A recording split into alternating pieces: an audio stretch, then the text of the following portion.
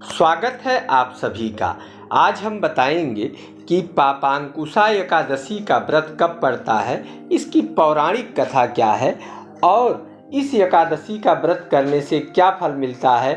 इस एकादशी का व्रत सबसे पहले किसने किया था और क्यों किया था।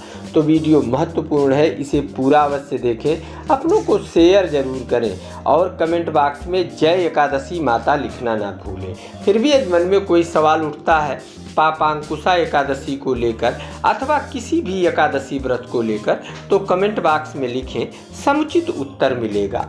एक बार युधिष्ठिर जी और भगवान श्री कृष्ण बैठे थे, तब लोक कल्याण की भावना से समय देख करके युधिष्ठिर जी ने कहा, हे माधव, आपने कई एकादशी के बारे में बताया। आज हमारे मन में यह सवाल उठ रहा है कि अश्विन महीने के शुक्ल पक्ष में नवरात्र और दशहरे के बाद जो एकादशी व्रत पड़ता है उसका क्या पौराणिक नाम है, इस एकादशी के बारे में विस्तार से बताएं। तब भगवान श्री कृष्ण ने कहा, हे धर्मराज, प्राचीन काल में विंध्याचल पर्वत पर एक कुंडरी नाम का क्रूर शिकारी था, जो समय समय पर लोगों को अकेला देखकर उन्हें लूट लेता था और मार डालता था। वह बिल्कुल भी धर्म में, अच्छे काम में, दान पुण्य में विश्वास नहीं रखता था। समय बीतने पर हर जीव की तरह वह भी बूढ़ा हो गया और जब वह बूढ़ा हो गया, बलहीन हो गया, तो लोगों ने उससे डरना बंद कर दिया और उसे तंग करने लगे, चिढ़ाने लगे।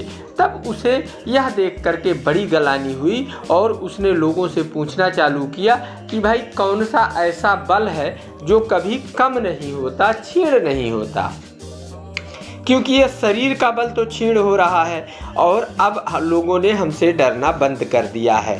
तब लोगों ने बताया कि धर्म का बल ऐसा होता है जो समय के साथ बढ़ता है, कम नहीं होता है। तब उसने कहा, भाई यह धर्म का बल हमें मिलेगा कहाँ से। तब लोगों ने कहा कि यह उपाय तो साधु संत ऋषि मुनि ही बता सकते हैं जो जंगल में रहते हैं। अब वह पुंडरी नाम का क्रूर शिकारी साधु संतों के खोज में चल दिया और लोगों से मिलना और पूछना चालू किया, लेकिन कई लोग उसके पाप कर्मों के बारे में जानते थे, इसलिए उन्होंने उसे कुछ भी बताने से मना करके आगे बढ़ा दिया।